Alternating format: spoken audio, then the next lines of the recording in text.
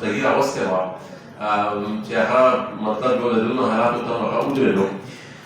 مونږ دا 2 درې ټکي زه تقریبا هڅه کې کوم او هغه زما په خیال ما په خپل سیاسي ژوند کې د ډېرو ناستو نه هم نه دي زده کړي، خو یو څو ملاقاتونه چې د ژوند د ده سره مونږ کوم کړي دي په هغې کې دغه یو څو ټکي چې کوم زمونږ ته کړي دي هغه د ټول راتلونکي سیاست د خپل عمر لپاره هغه زمونږ دپاره یو ډایرکشن سیټ کړي. پیله خو یو خبره مې دا کوله چې دا زما شاته تقریبا د کرمشاه سره ریلیټډ چې څه خبره هم وي، د هغې نه علاوه هم چې خپلو ملګرو ته د خپل پارټۍ چې کوم زمونږ مختلفو لیډرشپ هغې سره چې کوم ناست دي په هغې کې دا خبره زه کوم چې هغه به دا یو خبره کوله چې په سیاست کې د سازش او د سفارش ژوند ډېر کم. نن سبا دا کیسې ډېر زیاتې شوي دي چې په چالاکۍ او په مختلفو کیسو باندې خلک ځان ته لار وباسي په سیاست کې یو مقام جوړ کړي، خو هغه بیا حالات ثابته کړي، وخت ثابت کړي چې هغه یو ډېر وختي اچیومنټ پاتې شي او بیا چې میاشت 2 میاشتې کال تېرېږي د خلکو څوک نوم قدر هم نه اخلي. نو هغه یو خبره کوله چې دا په سازش او په سفارش چې کوم ځای څوک ځان نه پیدا کړي نو هغه د هغې عمر ډېر زیات کم وي. نو مطلب هر قسم کوشش چې کوئ سیاست چې کوئ کم از کم بنیادي چې د سیاست اصول دي د ژوند د روغتیا چې کوم اصول دي د هغې نه تاسو سرغړونه مه کوئ. دویم هغه یو خبره او دلته د هغه ډسکشن په دې خبره باندې شو او خصوصي توګه زه به دا ووایم چې مثال نه خالي ته کوم بس سیاست بلکې اوورال د سیاست ته یو نن سبا یو ډېره غټه ډلې ده چې نن سبا سیاسي ورکر کنفیوز دی.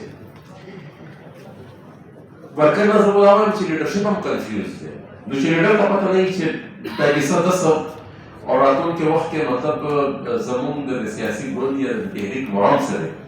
نو چې هغه په خپل سر دی خلاص نو خپل ورکر به هغه څه پوهېږي. نو هغه ډایرکشنلس مزل چې کوي چې د هغې هېڅ قسم منزل نه وي، تا ته پته نه لګي چې مثال زه کوم طرف ته روان یم، څه غواړم، څه مې مقصد دی، څه مې مرام دی. نو هغه داسې دی چې مطلب بیا د کار هم وخت ضایع کوي، د سیاسي ورکر رژیم ضایع کوي. نو هغه به موږ ته دا خبره کوله چې د سیاسي ورکر لپاره زما خپل په ژوند کې وایي چې څومره سختیانې په ما باندې راغلي دي نو د دې نه غټه سختي ما په خپل ژوند کې په ځان باندې نه تکلیف دا به د هر یو سیاسي ورکر لپاره د ده په ژوند کې د دې نه غټه سختي نشي کېدی چې چېرته داسې موقع راشي چې دی کنفیوز چې یو سیاسي ورکر ته خپل په یو کیسه کې هغه ډیسیشن نشي کولی او هغه خپله لار نه وي ورته معلومه. نو دا به یو ډېر غټ زما په خپل ژوند کې د ډېر غټ مشکل په ما باندې وایي چېرته نه دی راغلی. نو سیاسي ورکر باید په خپل پوزیشن باندې، په خپل پروګرام باندې، په خپل منشور باندې، په خپل مرام باندې کلیر وي. نو چې تا کې سوچ او فکر کې هغه کلیرټي نو بیا ته مزل کولی شو چې تا ته دا پته وي چې زما مزل دا پېښور ته روان یم، که اسلام آباد ته روان یم، که کابل ته روان یم. نو ته به مزل بیا کوې په کوم ډایرکشن باندې. نو دا یو ډېره بنیادي خبره وه چې هغه موږ ته کړې وه، موږ ځان سره بالکل سمباله ساتلی وه. بل زمونږ د دې سیاست په حواله سره د نورو پر وړاندې وطن د سیاست په حواله سره چې په هغه کې د دغه په سوچ فکر کې چې کومه کلیرټي وه. بل دا دی چې زمونږ چې ورسره کوم دا کېدل یا د هغه چې زمونږ سره کومه مینه کوم خبره چې ضمیر وکړه هغې کې هم بنیادي یو دا خبره وه چې هغه په دې خبره بالکل کلیر په دې خبره هغه بالکل کلیر و. زه چونکې اوس دا خبره شروع شوه بیخي نو اوس پرې زه خامخا وکړم ځکه چې هغه د لیکلو جرګې په ډرافټ کې یو خبره دا لیکلې وه چې د نن نه پس به چې کومه هم ټوپکماره ډله د ټوپک په زور راځي او د افغانستان د نړولو کوشش کوي داسې څه ذکر په هغې کې شوی و. نو هغه موږ نه تپوس وکړو وایي خلک د تپوس لپاره چې کوم شوي دي وایي دا خیر دی لکه په دغه څه باندې وایي سترګې پټې کړو. نو بهرحال هغه خو بیا موږ ورته اکسپلین کړه چې لالا اوس هغه خو داسې کیسه ده چې موږ خو مختلف الخیال سیاسي خلک راغوښتي وو، په هغې کې خو مطلب مذهبي ډلې هم وې، په هغې کې خو ټول زموږ د سوچ او فکر خلک خو نه وو. نو په هغې کې خو په هغه ډرافټ باندې د هغه ټولو خلکو د ساحت اخیستلو دپاره په هغې کې څه نه سرګي ډېره مطلب دا دی چې هغه ټول په هغې کې مونږ اکاموډېټ کړو. دا زموږ صحیح د یو بل سیاسي نظر نه و، دا خو مطلب هلته ډېر قسم خلک په هغې کې راغلي وو. نو هغې باندې کې هغه بالکل یو ډېر کلیر سټانس و ټولو باندې مطلب چې څونه مطلب سړی ټریک ډاون کړي د خپل دغه د ژوند سیاست او د هغه چې کوم سیاسي موقف دی نو هغه اوله ورځ نه تر خپل د ژوند آخري لمحاتو پورې هغه بیخي زیات کلیر و دا نن دلته خټک صاحب هم ذکر وکړو ځینې صاحب هم نور ملګرو ذکر دلته وکړو چې دا دلته مونږ په دې خبره بیخي کلیر او په دې کې هېڅ قسم امبیګوټي زموږ د طرف نه نشته بیخي زموږ په دې باندې نظر بیخي کلیر دی چې د ټوپک په زور که ولی رحمان وزیرستان یا پېښور یا بل نیسي د هغې هم مونږ غندنه کوو هېڅ قسمه صورت ته هېڅ اجازت نه ورکوو که د ټوپک په زور مولا برادر دی کابل نیسي مونږ د هغې هم غندنه کوو په هېڅ قسم صورت ته اجازت نه ورکوو یو اسان کار دی بل په دې کې د افغانستان په موجوده وخت کې چې کوم سینسیټیویټیز دي هغه هم ډېر کورونه هلته اباد دي زه ډېر زیات په ډیټیل کې نه ځم خو په دې موجوده وخت کې دلته چې کوم د پښتونخوا وطن چې کوم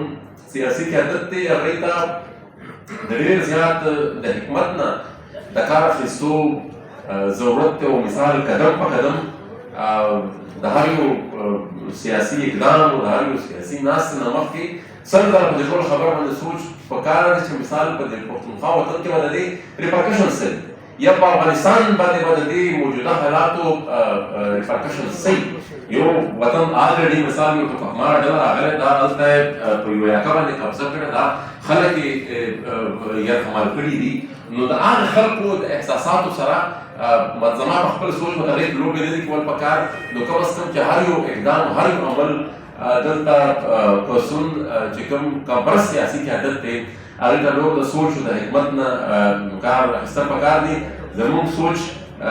په دې کې ډېر زیات کلیر دی چې په افغانستان کې یو ټوپکماره ډله په زور کابل باندې قابض شوې ده او دا هم یو حقیقت چې د پاکستان جنرالانو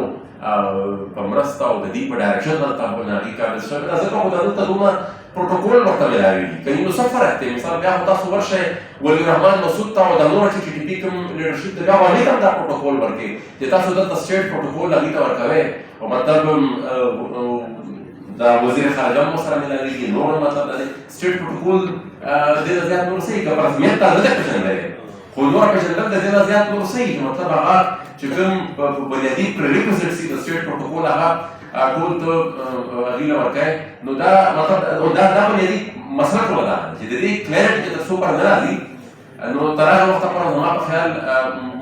پاکستان د دې حالاتو نه نه ځان راویستي چې خو بهرحال باندې اوس ټول خلک کنوینس دي لکه شان خټک صاحب وکړه چې دا د ویسټ یو ګیم دی او د دې حالاتو نه د راوتلو اراده نشته که اراده وی نو دا قسم کیسې به نه کېدلی چې مثال دا خلک دلته راوتلی شوی که یې ټولو خلکو ته پته ده چې دلته وړه وړه ګروپونه چې کوم دي دا ټول دلته نه سټرنټ اخلي دا هغوی امارت ته خپل امیرالمؤمنین بیا دي خو هغوی نه چېرته انکار نه ده کړی او نه هغوی نه دي نه چېرته ځان ډیسوسیېټ کړی چې مثال د دې خلکو سره زموږ څه تعلق نشته نو دا دونه یو شی د دې هېڅ قسمه فرق نشته او دا د پاکستان د موجوده بدامنۍ او څونه ترهګري د دې بنیادي د ټولو نه غټه فلا چې کومه ده د ټولو نه غټه ریزن چې کوم دی هغه دی خو موږ په دې خبرو اوس خو بیخي کنوینس یو په طور یو سیاسي ورکر چې دلته د سټیټ د دې حالاتو نه او د دې سیسټم د پالیسۍ د سمولو بیخي اراده نشته حالات به سمیږي سم او د ولس په زور به سمیږي او دا اوس چې لږ ډېر څرخند جوړ شوی دی په دې ټوله کیسه کې هغه دغه ده چې دلته د چمن نه واله تر سواته پورې او د سوات نه واله تر وزیرستان نه پورې په هر ځای کې او په هر ښار کې خلک راوتلي دي او هغه د پالیسۍ نه مني او د ولس په زور د پالیسۍ چې کومې دي تر څه حده پورې کنټین شوي دي او دا به د ولس په زور همدغه شانتې کنټرول ساتو زه په اخره کې بیا